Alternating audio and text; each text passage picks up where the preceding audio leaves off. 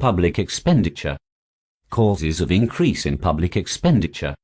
1. Increase in backward area and population. 2. Growth of state functions. 3. Higher price level and rising cost of public services.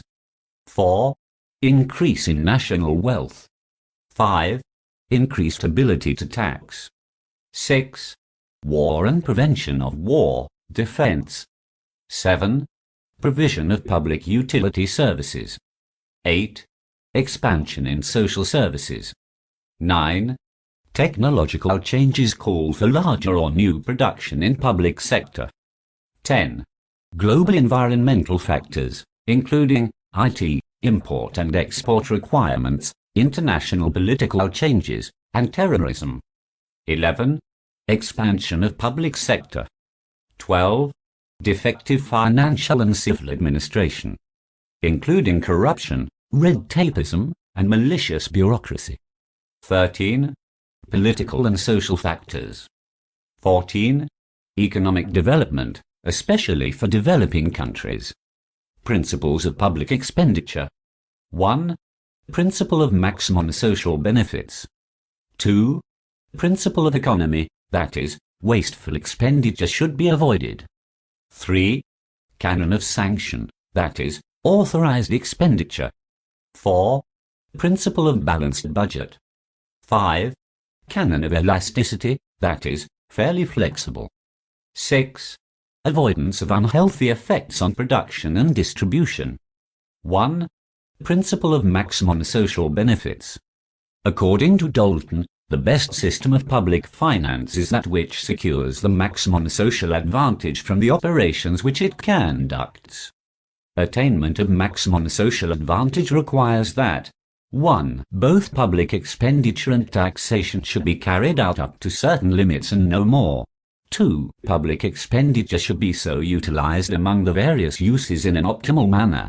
3. The different sources of taxation should so tapped that the aggregate sacrifice entailed is minimum.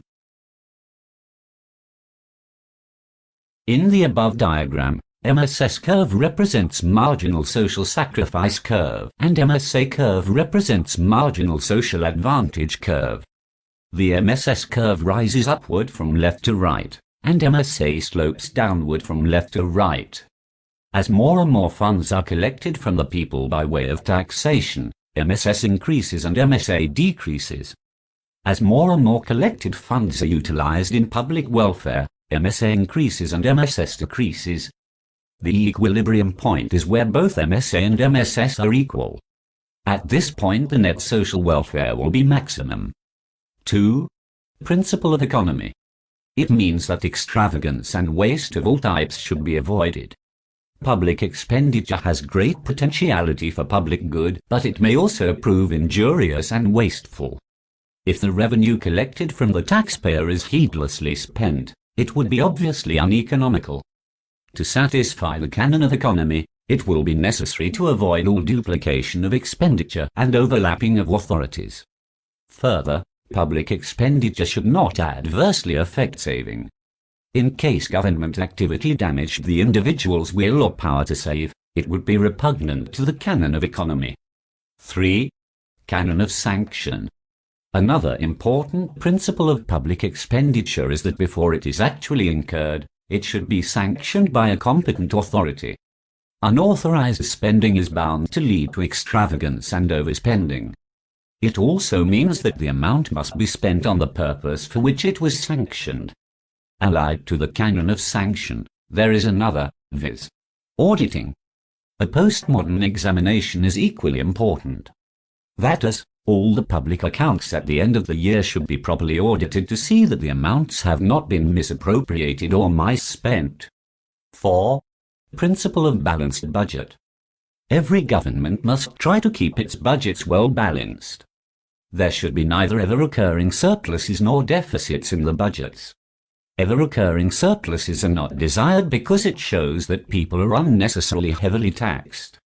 If expenditure exceeds revenue every year, then that too is not a healthy sign, because this is considered to be the sign of financial weakness of the country.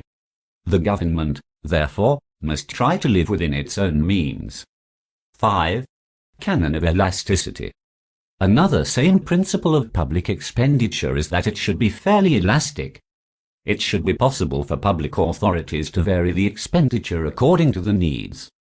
A rigid level of expenditure may prove a source of trouble and embarrassment in bad times.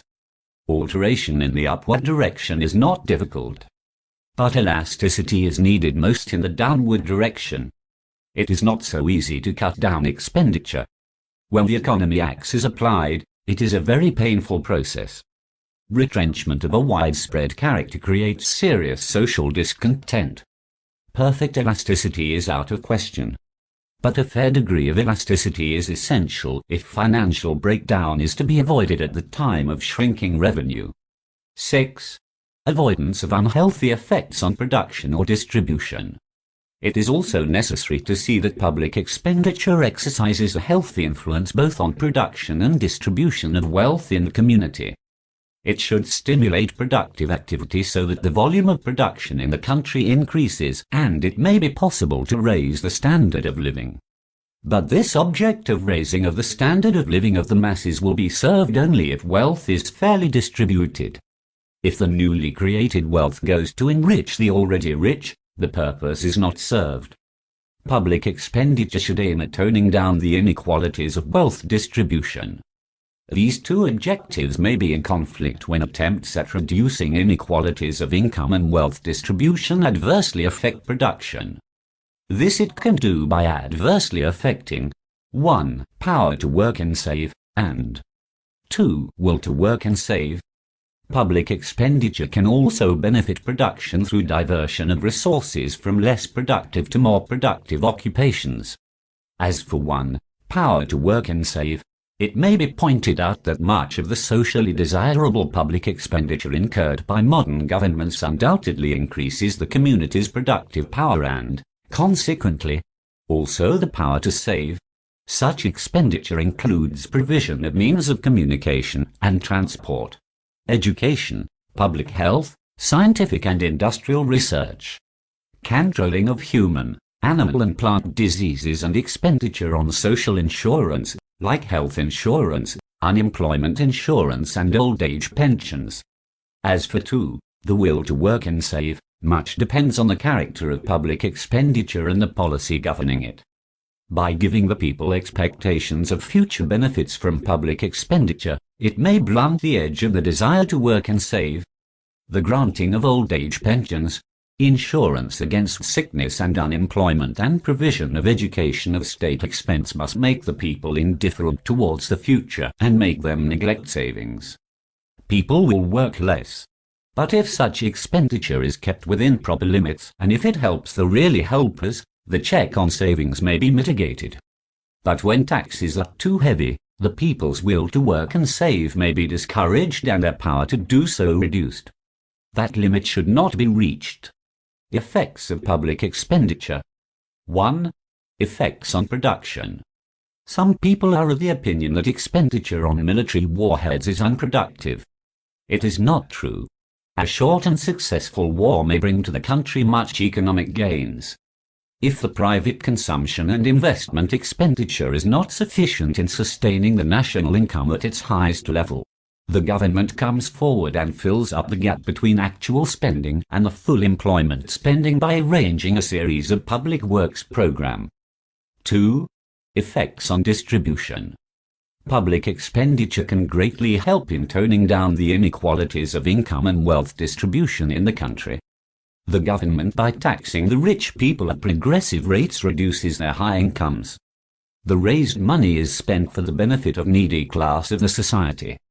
State provides free education, free medical aid, free or cheap housing facilities, subsidized necessities of life, etc. When the government is trying to make distribution of national income more even and fair by public expenditure, it should be very cautious in implementing such a policy. 3. Effects on level of income and employment. According to Keynes, the government can remove widespread unemployment during periods of depression through liberal public expenditure on public works. It can thus raise the level of income and employment in the country. Keynes observed that when government increases its investment expenditure on public works, then the increase in level of income and employment will not be merely equal to the increase in those activities, but it will be many times more than this, what he has called the income multiplier. The value of multiplier depends on the marginal propensity to consume. Suppose the MPC is 5 upon 6, the multiplier will be 6. Multiplier equals 1 divided by 1 minus MPC.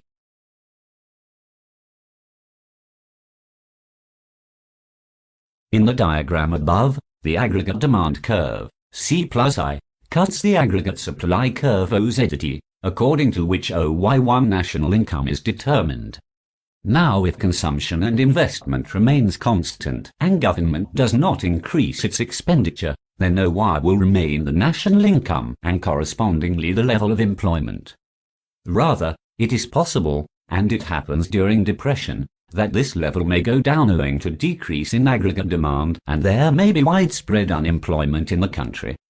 Now, according to Keynes, the government should increase its expenditure in such a situation so that the level of national income and employment in the country may increase. In the above diagram, if the government increases investment expenditure by H, the aggregate demand curve moves upwards as shown by the curve C plus I plus G. Now this new aggregate demand curve, C plus I plus G, cuts the aggregate supply curve at F, and accordingly the national income increases to OY2. It will be seen that even though the government has increased its investment expenditure by H, the national income has increased by Y1 Y2, which is many times more than the increase in investment. Role of public expenditure in a developing country. 1. Social and economic overheads. Economic development is handicapped in underdeveloped countries due to deficiency of capital and infrastructure. Economic overheads like roads and railways, irrigation and power projects are essential for speeding up economic development. Social overheads like hospitals, schools, and colleges and technical institutions are essential. Capital for such overheads cannot be sufficiently come out of private sources. Public expenditure has to build up the economic and social overheads. 2. Balanced regional growth. It is considered desirable to bring about a balanced regional growth. Special attention has to be paid to the development of backward areas and underdeveloped regions. This requires huge amounts for which reliance has to be placed on public expenditure. 3. Development of agriculture and industry. Economic development is regarded synonymous with industrial development, but agricultural development provides the base and has to be given the priority. Government has to incur a lot of expenditure in the agricultural sector, for example, on irrigation and power, seed farms, fertilizers factories, warehouses, etc., and in the industrial sector by setting up public enterprises like the steel plants, heavy electrical, heavy engineering, machine-making factories, etc. All these enterprises are calculated to promote economic development. 4. Exploitation and development of mineral resources. Minerals provide a base for further economic development. The government has to undertake schemes of exploration and development of essential minerals, for example, gas, petroleum, coal, etc. Public expenditure has to play its pivotal role in the exploration and development of mineral resources. 5. Subsidies and grants to provinces, local governments, and exporters. The central government gives grants to state governments and the state governments to local governments to induce them to incur some desirable expenditure. Subsidies have also to be given to encourage the production of certain goods, especially for export, to earn much needed foreign exchange. Classification of government expenditure. The older classification of expenditure is into current expenditure and capital expenditure. 1. Current expenditure. The main sources of financing current expenditure or revenue expenditure is the current revenue of the government, which mainly consists of taxes and certain non-tax revenues like profits, incidental incomes, fees and some other extraordinary items. Current revenue and current expenditure are appeared in the revenue budget of the government. Such expenditure is incurred on day-to-day functioning of the government machinery, including civil administration, police, judiciary, and current expenses of beneficent departments like education, health, agriculture, etc. These heads are controlled by provincial governments. The federal government is responsible for defense, foreign affairs, currency, and certain supervisory and coordinating functions. Local governments have their own budgets with certain revenue sources of local nature, for example, octroi, terminal taxes and cesses. 2. Capital expenditure. The expenditure in the capital budget is incurred on building assets of a lasting character, like construction of canals, dams, water storage, roads and railway lines, public buildings of various kinds, ports, etc. Such expenditure is of such a magnitude that it is not possible to meet it from current revenues. It is mostly financed by raising loans, internal or even external. A more recent classification in developing countries is into development expenditure and non-development expenditure. 1. Development expenditure. Following are the characteristics of development expenditure. A. It should be designed to keep intact or enlarge and improve the physical resources of the country. B. It should improve the knowledge, skill and productivity of the people. C. It should encourage efficiency with which available resources are used. Development expenditure is further defined as the expenditure that results in the replacement or in the creation of new capacity in the field of agriculture or industry. The expenditure on ordinary maintenance and running of existing facilities would be non-development expenditure. 2. Non-development expenditure. The main heads of government expenditure in Pakistan are 1. General administration, that is, expenditure on various departments of federal government. 2. Defense expenditure. 3. Law and order. 4. Community and economic services, for example, expenditure on road, railways, water supply, sewerage, broadcasting, transport and communication, etc. 5. Subsidies on selected commodities like fertilizers, seeds, wheat, etc. 6. Debt servicing, that is, interest paid on internal and external borrowings.